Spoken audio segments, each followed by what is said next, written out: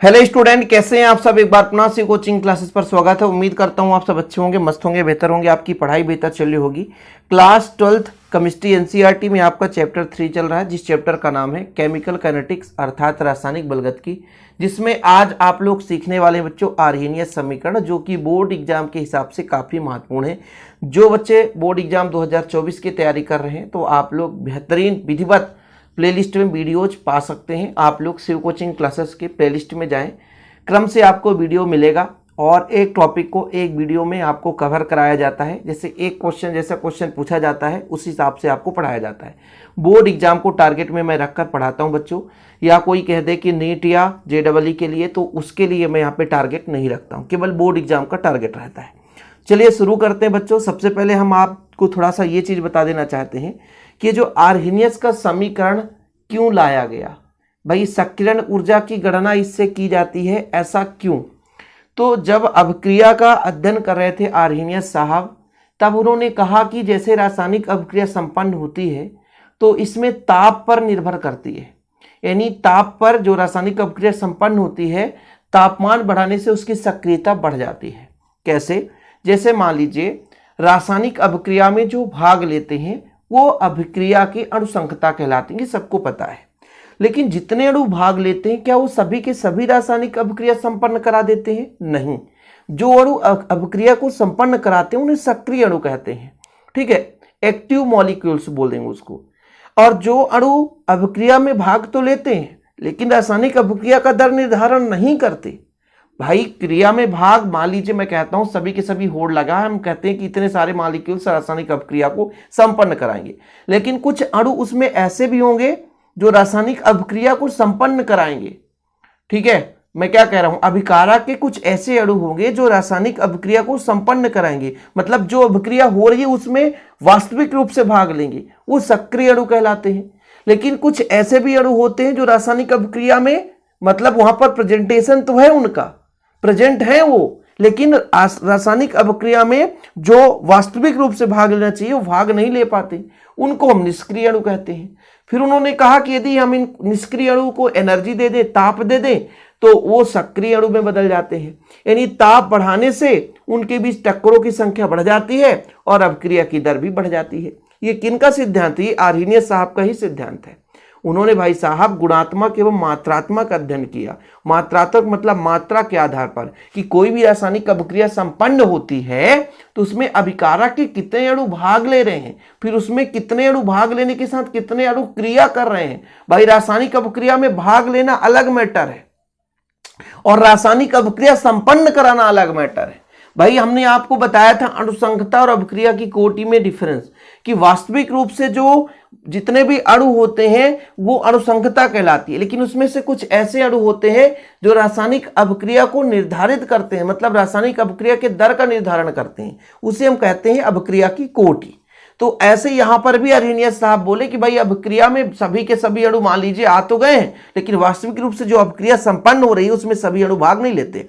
जो अणु क्रिया दर्शाएंगे वो सक्रिय अणु, जो नहीं दर्शाएंगे वो निष्क्रिय अणु। बाद में देखा गया कि इसको यदि हम टेम्परेचर दे दें, ताप दे दें, तो वो जो निष्क्रिय थे वो सक्रिय में बदल जाते हैं। तब उन्होंने कहा भाई ये किस प्रकार से इसका हम मान निकालेंगे। तब उन्होंने एक समीकरण दे दिया जिसे हम आर्हेनियस समीकरण कहते हैं, जो कि K बराबर AE⁻⁸ के बराबर है। इस समीकरण का यदि आप निष्पत्ति करोगे बच्चों तो 11th क्लास के कई सारे छोटे छोटे थ्योरम के माध्यम से आप इसको निकाल सकते हो। इसको मैंने निकाला भी है, लेकिन आप बोर्ड एग्जाम की तैयारी कर रहे हो तो इतना तो आप याद ही कर सकते हैं कि आर्हेनियस का समीकरण, ये आपका ऑब्जेक्टिव में भी पूछा जाता है कि आर्हेनियस का समीकरण निम्न में से कौन सा है। तो K इक्वल E आपका AE⁻ तो ये आपका बच्चों आर्हेनियस समीकरण है। अब क्या इतने भी नंबर मिल जाएगा कि इसे ही आर्हेनियस समीकरण कहते, बस इतना कर देंगे सर 4 नंबर मिल जाएगा? नहीं। अब देखो मैं चाहूं तो 4 मिनट ये आपका हो गया लेक्चर और 4 मिनट में मैं इसको कंप्लीट करा देता, रेक्टिफिकेशन सिस्टम। लेकिन जो वास्तविक रूप से क्यों लाया गया, कहां से आया, तो उसके लिए आर्हेनियस साहब ने अपने प्रयोग में सब कुछ बताया भाई कि रासायनिक अभिक्रिया संपन्न हो रही, अभिकारक उत्पाद में बदल रहा है, तो इसके पीछे क्या रीजन था भाई कि इसको समीकरण लाया गया। तो समीकरण लाने का अर्थ यही था कि ताप का किस प्रकार से सक्रियण ऊर्जा में संबंध होता है। अब कुछ लोग बोलेंगे कि सर ईए सक्रियण ऊर्जा क्या है। देखो बच्चों, जैसे मान लीजिए कुछ अणु ऐसे हैं जो रासायनिक अभिक्रिया करना चाहते हैं, अभिक्रिया का दर निर्धारित करना चाहते हैं, लेकिन उनके पास उतनी एनर्जी नहीं है जितना कि वो अभिक्रिया के दर को निर्धारित कर सके, मतलब एक प्रकार से देहली ऊर्जा को पार कर सके। अब ये देहली ऊर्जा क्या है, इस पर भी वीडियो बनाऊंगा, बिल्कुल आप निश्चिंत रहे। तो भाई साहब, उनको बाहर से एनर्जी दिया जाता है, मतलब निष्क्रिय अणु को सक्रिय अणु में बदलने के लिए हम बाहर से एनर्जी देते हैं, जिसे हम बोलते हैं बच्चों क्या, सक्रियण ऊर्जा। मतलब किसी अणु परमाणु को सक्रिय अवस्था में बदलने के लिए, भाई वो निष्क्रिय है तो सक्रिय हो जाए। जैसे आप घर में बैठे हो, पढ़ने का मन नहीं लग रहा, डीमोटिवेट हो कि भाई हम कैसे पढ़ें, क्या करें, कुछ समझ में नहीं आ रहा है, लेकिन एक अच्छा बंदा आया और आपको थोड़ा सा एनर्जी दे दिया, बेटा ये पढ़ोगे तो इतना % लाओगे तो ये पैसे मिलेंगे, आगे चलकर ये तरक्की करोगे, गवर्नमेंट जॉब में इतना सहूलियत है, आगे का लाइफ ऐसा हो जाएगा, तो आप थोड़ा सा मोटिवेट हो, हाँ यार भैया हमको पढ़ना चाहिए। कुछ बच्चे हमेशा कॉल करते हैं कि सर हमें समझ में नहीं आता कि हम किस प्रकार से पढ़े, परसेंटेज लाएं। परसेंटेज लाने का मायना क्या है सर, नहीं लाएंगे तो भी क्या होगा। तो ऐसे बहुत सारे बच्चे मिलेंगे, ऐसे आप लोगों के बीच में भी कई सारे होंगे जो मन में डिमोटिवेट हमेशा, भैया क्या करेंगे यार, केमिस्ट्री पढ़ के क्या करेंगे, हम 12th में % लाके क्या करेंगे, नहीं पढ़ेंगे तो ही ठीक है, अच्छा है, मजेदार घूम रहे। लेकिन कोई अचानक बच्चा आपके पास आ गया, बोले नहीं भैया ऐसा करना चाहिए, या कोई टीचर ही आपको मोटिवेट कर दीजिए, बेटा ऐसा नहीं ऐसा करो, कोई पेरेंट्स आकर, किसी के भी पेरेंट्स आकर के आपको थोड़ा सा मोटिवेट कर दे, तो वो सक्रिय अवस्था में बदल रहे हैं आपको ना, तो सक्रियण ऊर्जा कहलाती है बच्चों। तो ये आपका सक्रियण ऊर्जा और टेम्परेचर और दर स्थिरांक में संबंध है, उन्होंने दिया, किसने, आर्हीनियस ने दिया, जिसका समीकरण है k बराबर a⁻⁸ इसे आर्हीनियस का समीकरण कहते हैं। जहां पे आपका k क्या है बच्चों, मैं आपको बता रहा हूं, लिखना है तो लिख सकते हैं, दर स्थिरांक। क्या है, दर स्थिरांक। आपसे मैं कह दूं कैपिटल A क्या है, आवृत्ति कारक है, या जिसे आर्हीनियस कारक भी कहते हैं। आर क्या है बच्चों, आपका गैस स्थिरांक है, जिसका मान होता है 8.314। आर का मान होता है बच्चों, आप लोग लिखेंगे, गैस स्थिरांक है 8.314 joule kelvin inverse mole inverse. ये किसका मान है, गैस स्थिरांक का मान है। ए आपका आवृत्ति कारक हो ही गया, और जो आपका E है ना, बेस में ए है, ये आपका है बच्चों क्या है, सक्रियण ऊर्जा। ठीक, अब इसको हम थोड़ा सा सॉल्व करेंगे, दोनों पक्षों में लाग लेंगे। लाग लेने पर क्या परिवर्तन होगा, यहां पर आप देखिएगा, यहां पर आपके पास k बराबर कितना है, देखिएगा k बराबर हमारे पास है a⁻⁸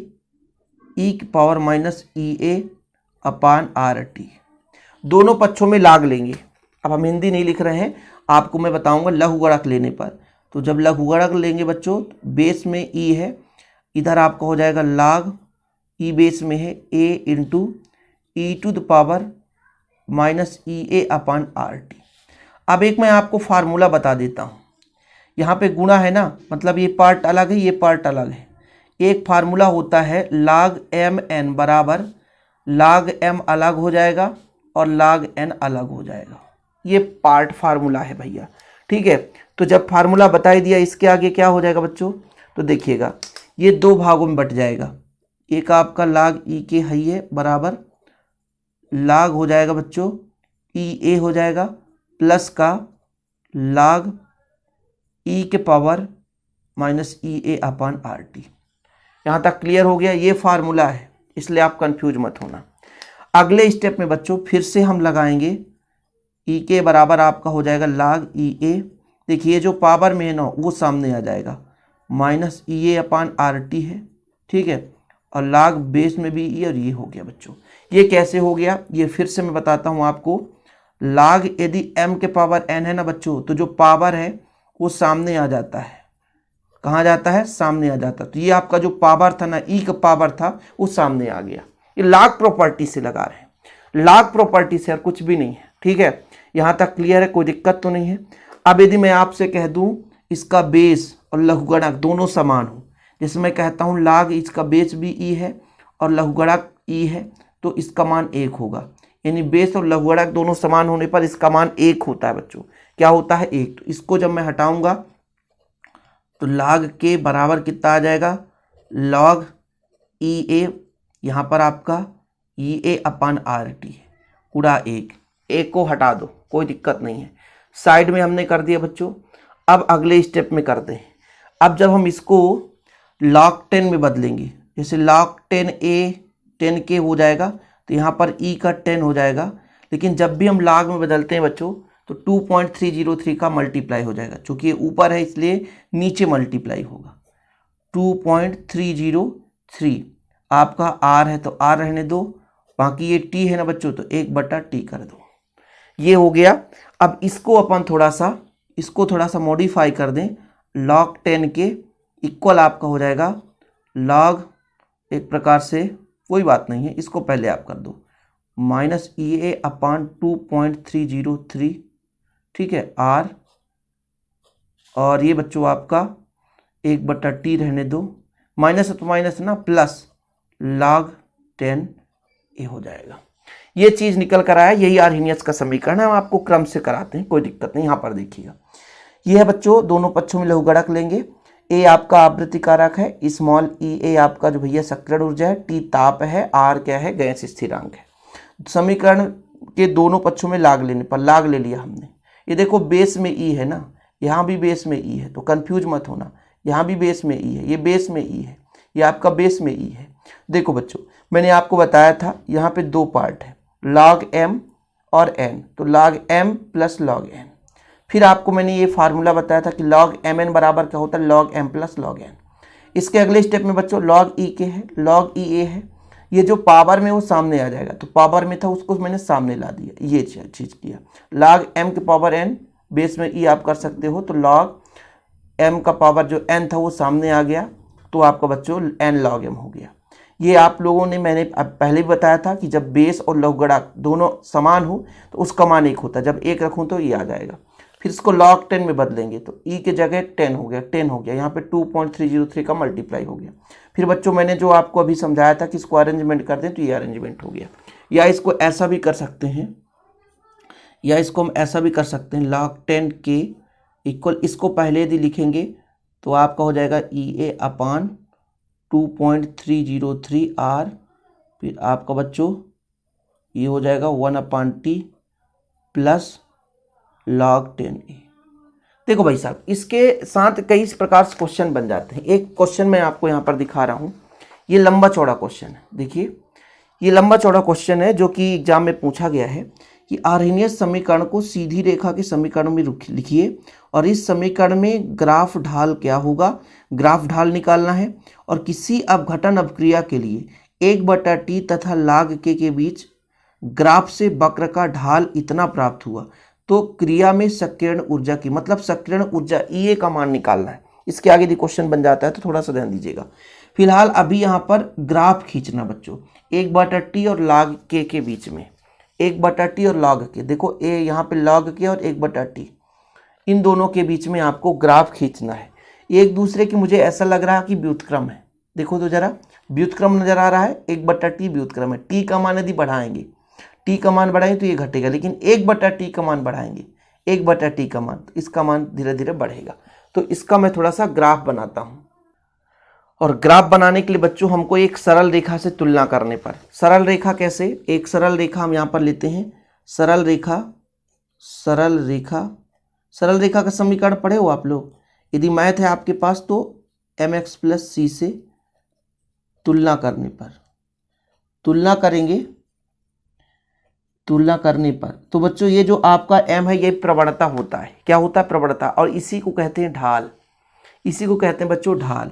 मतलब यहाँ पर जो आपका m है, यानी जो ढाल है जिसे हम प्रवणता का नाम देते हैं, वो आपका m है।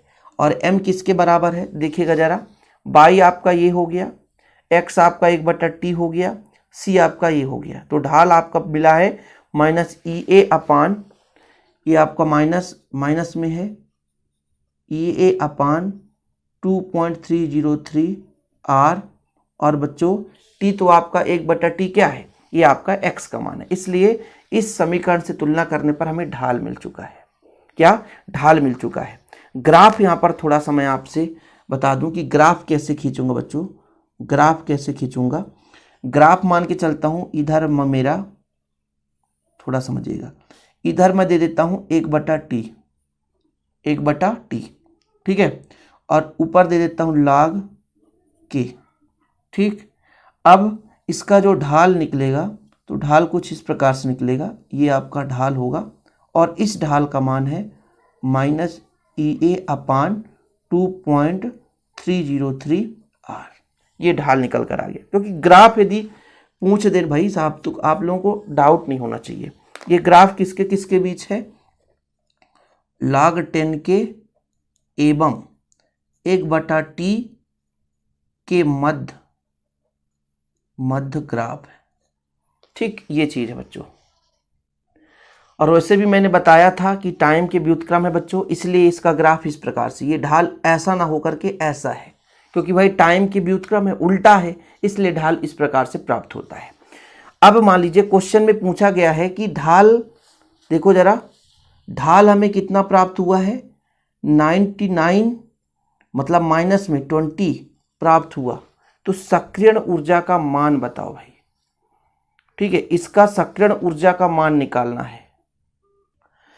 अब आप चाहे यहां से निकाल लें, चूंकि हमारे पास m यानी ढाल बराबर कितना है, थोड़ा ध्यान दीजिएगा, कितना है, माइनस EA अपान 2.303 R। मुझे सक्रियण ऊर्जा निकालना है बच्चों, सक्रियण ऊर्जा निकालना है भाई। जो क्वेश्चन में दिया है, मान लीजिए इतना आ गया, फिर आप लोगों के मन में डाउट हो जाएगा कि सर हमने तो पढ़ा ही नहीं है। EA बराबर, इसका गुणा इधर कर दो तो माइनस ही रहेगा, 2.303 इंटू R इंटू आपका ढाल हो जाएगा। ठीक है, और ढाल का मान पहले से क्वेश्चन में दे के रखा है, कितना है, माइनस 9920। तो EA बराबर कितना हो जाएगा, 2.303 रहने दीजिए। R का मान हमने स्टार्टिंग में बताया था बच्चों, R का मान कितना होता है, तो कितना होता है, 8.143 और आपका ढाल है माइनस 9920। अब इसको आप कैलकुलेट करो और गुणा भाग करते रहना।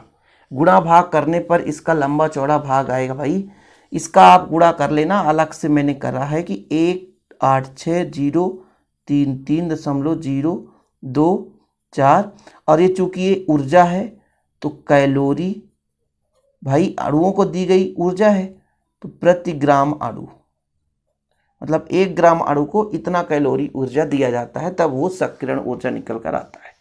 तो ये हमारा आ गया बच्चों आर्हेनियस समीकरण।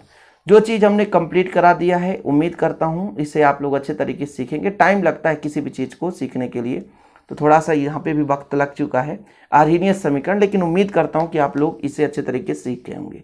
वीडियो पसंद आए तो लाइक करके शेयर कर दें। ऐसी वीडियो पाने के लिए चैनल को सब्सक्राइब कर लें। मिलते हैं अगली वीडियो के साथ। जय हिंद, वंदे मातरम।